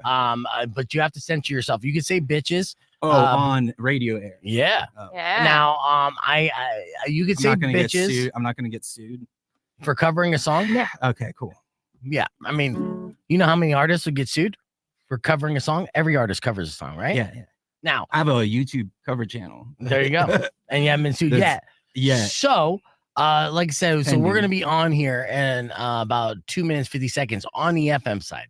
I want you to perform that song and cover it live on the air. But again, you got to censor when it comes to the F word and the S word. But you can say bitches. Okay, I'm probably not gonna be able to get through the whole song. Well, give me a song that you can get to the whole song. You got this. You grew up a Stan, you know? I am Stan. Yeah. I just kind of want to just do one mic, but that's too ironic sitting here with two mics. Yeah, we'll see if I can get through it. I think I can do it. Yeah, I think you could do "Come On Everybody," and you Can know, I say that? yeah, because it's a entendre. A lot of he's the master of double entendres. So when he says "Come on, everybody, get down tonight," Yeah. Come on, everybody. yeah, come on. But of course, it's Eminem, and the way that he wrote it in the song title is the more fun way. Right. All right. I'll get to Jeremy Renner here in a little bit because that was my celebrity rival, if you will, is someone that I would hate on, but I stopped hating on him because he got in his accident. Right. But now, he's recovered and he's kind of sounding douchey and picking He's fights. back to his old ways. Kind of back to his old ways. In fact, actually, here's a headline here. I'll just share with you real quick. Jeremy Renner is accused of insulting Reno family after he began dating their ex-con daughter, sending her D-pics and then later calling her mom and aunt fucking idiots when he invited them to his Lake Tahoe mansion. Now, What? Yeah. Now, obviously, this is bad press. Now, I read into it. First off, I know what you guys are thinking. What's this girl look like? And she's not too bad. He definitely likes some trashy. So there's Renner. This is the girl in question, Amber, 34 years old. Former meth head, and there's a mugshot, her being crazy there. And yeah, so he sent dick pics, and for whatever reason, he's dating Amber. He has a type, right? So she's a single mom, and he invited the family. Now the family, politically is not aligned with him, right? They're the opposite end of the spectrum, and they're kind of trailer trash, to be honest with you. And he kind of called him out on that. So as much as I would want to be like, look at him, he's effing up. The more I read and see about his family, the more I'm like, okay, I get it. I understand. And you shouldn't have invited the family for sure. This is Amber all the way through. That's Renner. There was a picture of Amber's brother who's super trailer, but I can't. Oh, this is him right here in a thread, but yeah, I don't see it. Anyways, we'll unpack that a little bit. So this is his current girlfriend. No, it was not a girlfriend anymore, and it was just kind of like a booty call, but he did invite the family over. So maybe the intentions, welcome back to the air, by the way, it's Rock on 2.1 KFMA. Maybe his intentions were to date this woman. And I'm sure he was attracted to her, and talk about Jeremy Renner, and then invited her family to hang out with him at his Lake Tahoe house, which is the same house that he got injured outside of not too long ago. And the family came over and they didn't get along at all. So then Jeremy Renner was basically name calling her entire family. And Amber, the felon who he was dating, is Team Renner on this because she's like, you guys are ruining my meal ticket. Yeah. All right. So, anyways, we're back here live on the air. Jesse, put your phone down. I don't know who you're texting right now. Oh, I was double checking the lyrics because it's drug ballad. It's not the other song. Oh, okay, drug ballad. That song was off his first album, and this is off the second. That's true. But those two songs are They're very similar. Yeah, that's what I was getting kind of confused. Yeah, so we're talking about Eminem songs because I got Jesse Konrad in studio. Jesse told me that he grew up, a rap fan, a Tupac fan, Eminem fan, West Coast. I'm an Arizona kid, so same in many ways.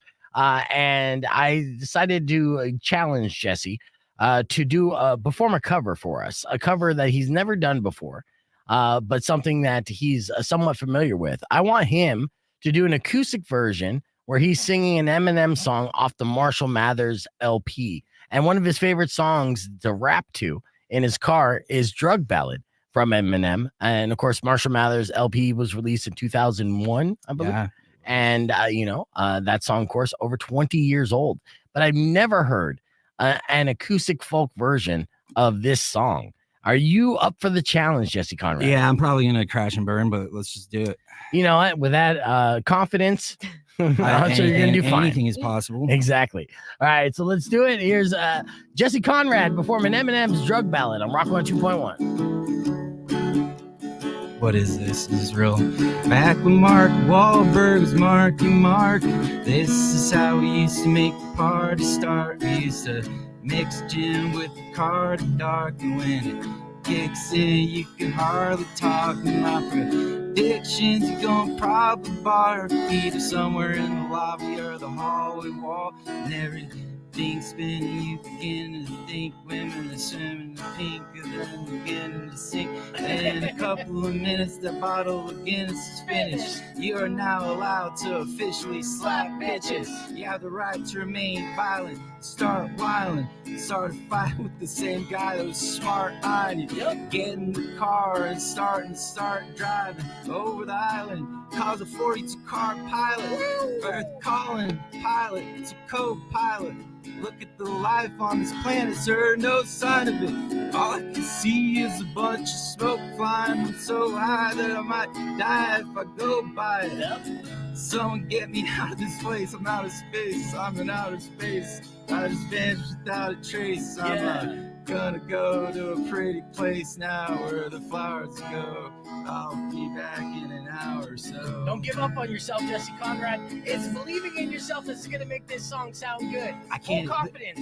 I can't think of what the chorus even is now. 'Cause every time I try to go and leave, sun keeps pulling on my sleeve. That's right. The drugs really got a hold of me. Uh-huh. They really got a hold of me. Every time I try to let them go, there's something I didn't know. Those aren't the words. That's probably not the words I know. No freestyle. Okay. That's I did my best. I mean, that seriously sounded like a Johnny Cash drunk little session in the studio trying to work through some songs. Look, our streamers are being uber nice and saying it was great and everything else. I really think it was if you sounded more confident in pulling this off. Now, of course, this was the first time ever attempting to do this on the radio. On top of that, right. I think it would have nailed it more so.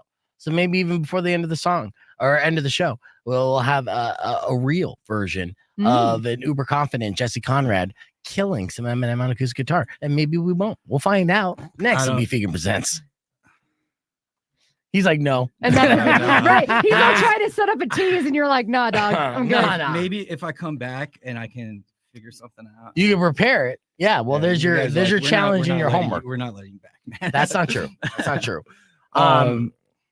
We both said that at the same time. Jinx. Yeah. But yeah, so yeah, no, we got to get the nerves out your system for sure, and get there. But we're on the stream right now, so we're not even on the radio.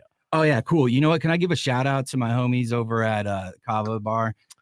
Yes, but you know what I want you to do real quick? Yeah. Put your hand up like this. Let me see you. Put it right up to the camera. Like go sideways. There you go. Like this. Like this? Yeah, so you can see it. You see it? You see Yeah, his hand he's shaking? shaking. Yeah. No, that's also because I've been trying to quit drinking. So How long has it been? It's Is the it? DTs. You're It doing is, dry- I think it is. No, yeah. So that's why I'm like supplementing like kava and kratom, because like all my buddies who have successfully quit drinking, that's like kind of the hangout spot. It's like, it's like a bar atmosphere, and you get, And doing kratom? yeah. I would not mess with kratom. No? Also. No. Yeah. Well, maybe this is an anti-ad then. Mm-hmm. But coffee and kratom. There's a better way to, I guess, quit drinking. How long has it been? I quit smoking cigarettes. Well, that's which the is hardest supposed to be thing. impossible. Yes. So I'm confident I can. I weaned myself off. I think that's just. When was the last time you drank? Probably a few days ago. Okay. When's the last cigarette you had? Well, I don't know. Quite some time. So Okay. you quit. Don't jump in on that real quick. Let me see. Like, what is the goal? To never drink ever again, or just to have more control? Because I have over I have it? German, Irish, and Scottish heritage, which is not the best to have as far as like genetic predispositions. I And don't it's know. just like That's one of all those things where excuse. it's like, Weirdo, are you Irish? Dude, I'm Heinz 57 variety white. Right, Like just right. all We're the just- white countries from Europe is me. And that's what it sounds like too. So yes, I'm not all as Anglos- Irish as we all thought we were. Like one of my sisters did the 23andMe thing, Uh-huh. and we're not. I grew up. We were like, we are Irish. We're like, oh, top of the morning. I mean, we do have like in our lineage, but not quite as much. But Right. it's- So they say you're an alcoholic when bad things happen to you when you drink. bad things just always happen to me. So that's not a differentiation. I mean, this is the conversation I've had a million times, is like what makes, what I think the inability, like once you start drinking, if you can't just like have a few and stop. Yeah. They actually talked about this on the Always Sunny podcast. I think they did a whole podcast because like you watch Always Sunny. Yes, and I've listened to the podcast as well, It's- but I it's- haven't heard this episode. So what? Do you, They were just talking about like how people would ask if they were drinking on the set because they, we work at Patty's Pub, right. and They're 14-hour they days. didn't like, they would have like 1 or 2 beers, and they, it was like Mac and Dennis were basically saying how like, when they drink, they're drinking to drink, like they're gonna get drunk, drinking to get drunk. That's They don't how care. I am too. Right, and that's how I've always been. So, and it's like I can't, and that's the issue. Well, no, I don't think that you're doing it like them. Well, so what they this is- said, I think you're misconstruing. What they said is when they choose to drink, they drink to get drunk. Right. So they don't choose to drink casually. And I'm the same way. Like I won't drink like a beer at dinner to have a beer at dinner. That seems to me as like empty calories. If I'm not going to get drunk, then I'm not going to drink. But if I drink to get drunk. Now you're saying you can't even have 1 beer because you're like, I'm going to end up drunk. Well, yeah. I mean, and that's been the practice. In that podcast, Charlie was talking about how that's like his thing that he like prides himself in. Like when he goes to events, like you're going to like a lot of like places where you're going to be getting offered alcohol, and when it's free and it's like a big party and there's lots of people having fun, it's like he prides himself in only having like 1 or 2 drinks and that's it. Yeah, and being able to stop that. Yeah. And enjoy that. Yeah. And that's like the difficult thing. And I think it really spawned from the pandemic. Like, I feel like it became like a cultural thing where everybody was like posting on their socials, like, I'm working from home today. Looks like, it's wine o'clock. And it just became like everybody was drinking, and it became so much more socially acceptable.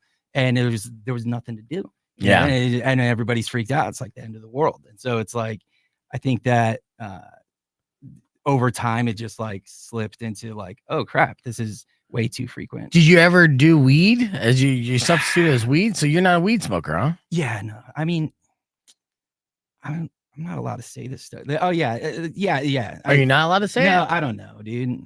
I don't know if my mom's watching this, but yeah, It's legal now, Jesse. It is. It I know. Yeah. But I think I've gotten to the point where it's not as enjoyable as I had a long run where it was mostly always good. Yeah. And the older you get, you have more and more experiences where you're just like, oh crap. You get Like, paranoid. well, it's not even the paranoia. It's just having the same realization over and over and over.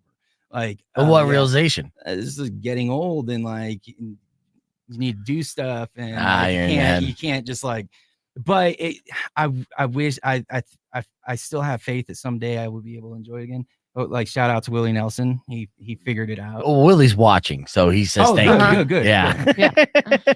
Willie's watching. Yeah, how long I need a sticker that says Weirdo, how long did it take you to get past your paranoia stage when you started partaking in weed again? Because I know you're doing edibles and stuff like that. I was never paranoid.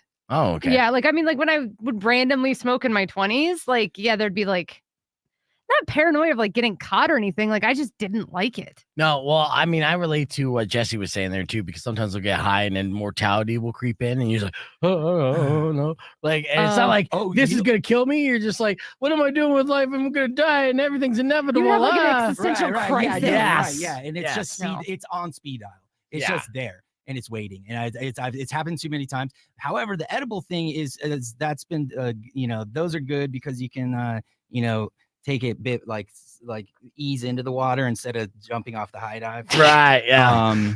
Unless you're handed something by your girlfriend at frickin' Winter Haven. I was on a different planet. Right. That one was wild. Oh yeah. And it was like 5 milligrams of some gummy, and I was like, what is happening?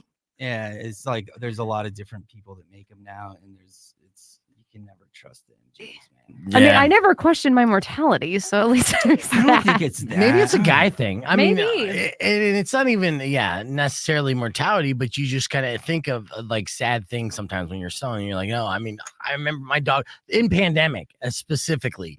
My dog got me through some tough times and myself of me getting too high and be like, oh no, I'm gonna die. And then my dog would just stare at me and be like, no, you're not. And then you're gonna be all right, bud. This is what I'm thinking he's thinking, right? And then I kind of got through it. Thank God I had that dog there.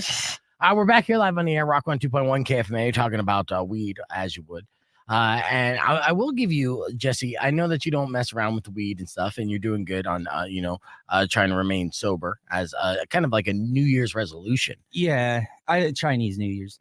So that's I'm sorry, continue. Yeah, well, I give you a benefit. I like to skip through leeway through January, like start taking more seriously and. Yeah, well, there's a couple things I want to mention about, like right now is technically dry January, right?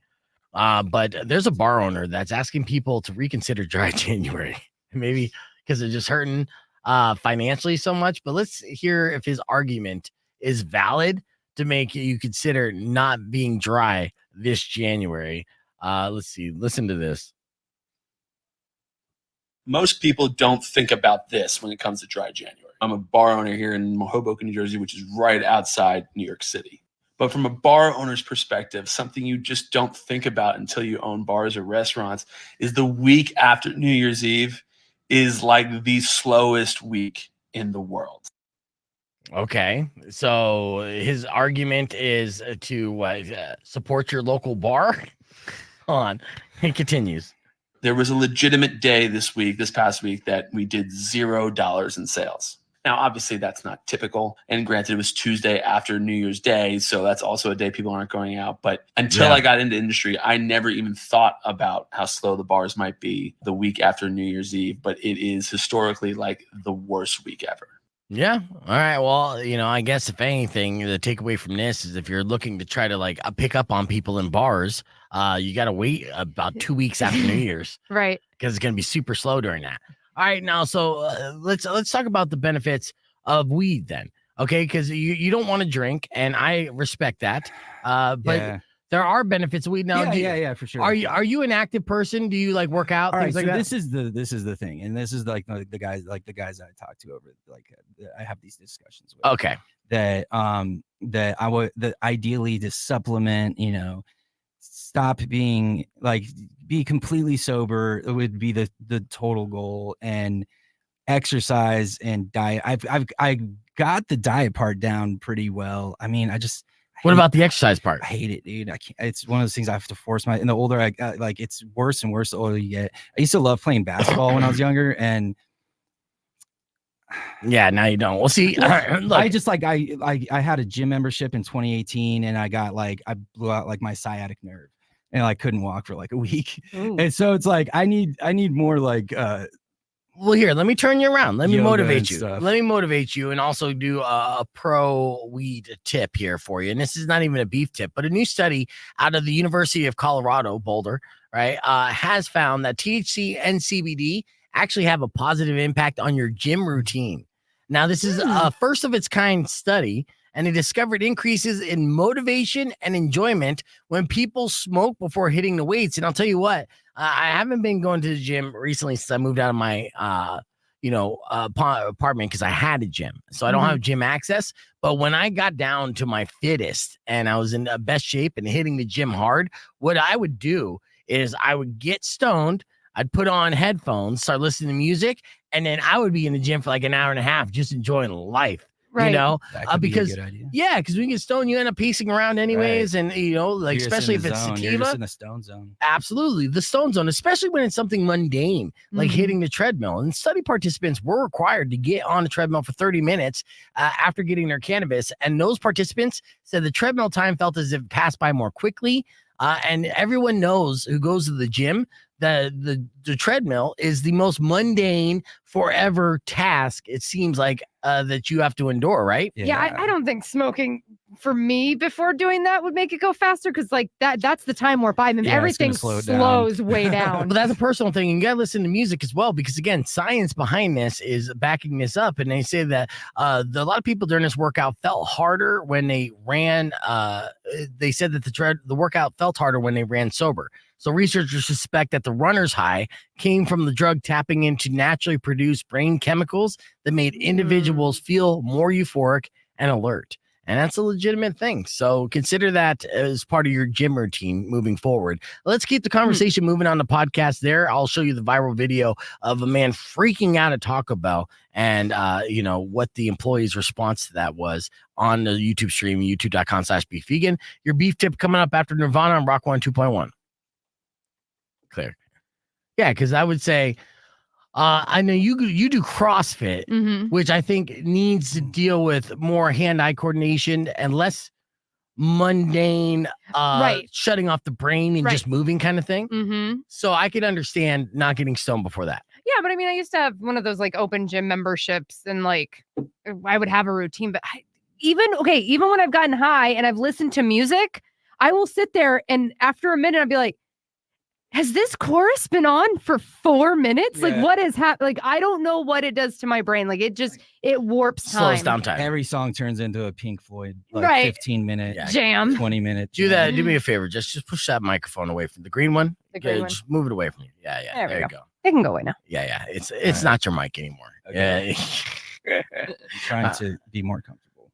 All right. Are you getting there? Close. Okay, good. Well, the show's almost over. Yeah. So This is good. Yeah. With 9 minutes left. your timing has been impeccable. I didn't even know how long the show would be. And so I have a habit of just if it's a new experience, just not preparing or like, I don't know. Just go with it. Just jump in. Hey, are you sure you're not smoking weed? Because you seem like an overthinker to me. Well, that's why I can't. Yes. Okay. All right. makes it So worse. That makes I sense. did recently, I think it was like, was it Christmas or Christmas Eve? It was Christmas Eve. Like one of my older brothers who still does, and he has like one of those pens with like the wax, which is super potent. Yeah. I took a mean rip, and it was like immediately like, oh crap. He's like, yeah, did you hit that too hard? And I was like, yeah. And then like all the family shows up at the house. My dad starts playing the same song over and over, the worst song you could think of. Now they're gonna know that I was stoned. They probably knew, and then it turned into like, why did I get stoned? Like on Christmas Eve with the other family. Yeah. And like my brother's chill because he's just doing it all day. He's like, this is like drinking a cocktail to him. Right. Yeah. And absolutely. so I tried to pound as like many like White Claws or something to like. That was probably one of the last times I drank too. And I just kept listening to Beck, like the Stratosphere. And I was like trying to play on my guitar. And then it just turned into like some whole psyop thing. And I was like, oh, dude, I have a microchip in my brain or something. All right. Well, you definitely got to build your stamina up. That's the takeaway there. Let me get into this real quick. This is something that you don't want to do if you're stoned, and I don't think you would. I don't think this guy is on weed. I think his reaction would be a little different. Now, we've all been to fast food restaurants and had them mess up our order before, and it's infuriating. I don't think any of us have ever gone home, reheated our fast food, and then had our microwave explode and then take it out on Taco Bell. That's exactly what happened in this situation. This guy, and he could be right out of Arizona. I don't even know where this is at exactly, but this seems like this is in our very own backyard, or at least in this region. So this guy is pissed off because he went to heat up his Taco Bell at home and his microwave exploded. And obviously that has nothing to do with the employees at Taco Bell. Right. That did not stop him from acting like this. Check it out. You're done. You're fucking done. I'm gonna sue your ass for it. Now you want to or you want to hold food? I want to hold new food. Plus, you guys are gonna pay for my fucking microwave. So not only is this guy, he wants all new food, he wants a refund, and then he says, I want you to pay for my microwave. Now, of course, this guy at the counter is like, the fuck? What do you mean? Right. And where do you think I'm going to give you the, or have the clearance to be like, sure, let me just empty out the register and give you $300. In what world does this even make sense? Now, obviously, the guy's loco. But then he continues to act like a maniac, wearing his New Balance shoes, too. Of course. Yeah. It blew up. Oh, you're smiling. Yo, what the fuck? Yo, what the fuck? What's going on with you, bro? So his initial reaction, the slap was so quick, and Right. and you know, and this kid's chin is pretty solid. It didn't. His face barely even moved. Yeah, he took that like a champ. Yes, but at the same time, was still caught by a surprise, and you could tell shocked and upset. Right. To where he just could question him, like, is this real life? Yeah. You're like, you think you could do this? Watch the replay real quick. Oh, you're smiling. Yo, what the fuck? Yo, what the Now I'm pausing real quick. See this guy right here standing in the side waiting for his food? All he's doing is he's just scrolling on his phone and trying to ignore what's happening right in front of him. And then once this kid got slapped, it just wide-eyed. But again, not being involved whatsoever. Let's see what this guy ends up doing. Is he going to back up the Taco Bell employee, or is he going to slowly exit the scene? fuck? What's going on with you, bro? Slowly exit. Yeah. Are you the manager? Oh, so. I'm a manager too. Fuck you. Fuck you. Yeah. So is the food wrapped in foil? Yes. Okay, that's why his microwave exploded, because he's an idiot. Yes. Well, everything about this guy was an idiot, So but stupid. yeah. It's just, yeah. David said he's lucky he wasn't at Popeyes. Yeah, I mean, we've obviously seen videos of fast food workers responding with violence, and I've said on the air many times, you can put the guitar away. It's a crutch at this point. Right. It's a security blanket. Yes. So I said many times, you don't want to mess with any fast food employees because they got nothing to lose. And this kid, unfortunately, he was just a kid, was still being respectful and responsible enough. If this was a 30-year-old guy and this is the only job he can get left, he's like, oh, I'm fucking you up, old man. Now, of course, this guy's a lunatic. You don't know if he was packing any weapons. Right. And it's probably why the guy who was watching it, waiting for his quesadilla, slowly backed away and was like, I'm not even hungry anymore. Well, actually, the guy that was standing there, it looked like he was already holding his bag of food. Like he was waiting to ask for more like sauce or something. And he's like, not worth it. I gotta go. I don't think he was holding his bag of food. I think it was a separate bag, but let's watch the replay. Let's see. I want a whole new food. I want a whole new food. Pay for my fucking microwave. It blew up. Oh, you're smart. See, that doesn't look like a big bag of Taco Bell food. Okay. That's just a bag. Yeah. He's just like, I'm out. Yes, and he's probably stoned too, right? And just standing there, just like, oh man, that's why I don't go out when I'm high. That's the worst thing about getting high, is having to go out in public and then running into people. Yeah, you remember like, oh yeah, public's a thing. Yeah. You get really comfortable and cozy, and you're like, and then you like. I think that's one of the things that people always say, like, you don't realize how stoned you are until you walk into a grocery store. Yes. And then you look around, you're like, holy shit. Like And this is a thing. Yeah, and this is what pisses me off about my daughter. And she's right now, she has like a cold. Mhm. But this is what she has a habit of doing. So I'll go all day not smoking weed, right? Mhm. And then whenever I choose to smoke weed, I'll take a couple of hits and I'm high. And then she'll come out and be like, I need something at the store. Like almost immediately, just wait till I'm high. I'm like, I don't want to go anywhere. This is my, like, I locked the front door. Yeah, right. This You is know, cashing out. This is like locking out. So she did this to me last night. She wanted soup. And I was just like, no, I don't want to have to go through the Sprouts again. We got to wrap up the show on the FM side in the podcast, but that's my last little story. Rock 102.1 KFMA. I'd like to thank everyone for listening to the show today. And also like to thank our in-studio guest, Jesse Konrad, who you can find online as Jesse, Jesse, and Konrad with a K. All My Favorite Restaurants is the song that we played on the radio. What else you got coming out here, Jesse? I've got a new EP coming out soon. I just need some more money to finish. I just need money. Just need money. So I still got to finish paying off for the mixing, and also there's mastering, and then promoting it and stuff. So how can people follow you so they can on Instagram, Jesse _Konrad music. There you go, Jesse _Konrad _music. You can follow him on Instagram there. If you check out the music on Spotify as well, if you like what you hear and you see the merch, you can buy some merch and support him that way. A quick plug too. We have a Twin Envy Bandcamp that's where you can find the merch. The Twin Envy merch is on there. Okay, and it can get shipped out. Excellent. We'll put some links on our stream, but unfortunately, that's all the time we have for the show today. Thank you guys so much for listening. Thank you, Weirdo. And the rest of you, enjoy the rest of your day. Robin Nash is up next. Drive safe, ride safe, and as always, rock local. Later. When you wish upon a side of beef, soon will come and end to all your grief. But if you've been mean or kind of bad, I will knock out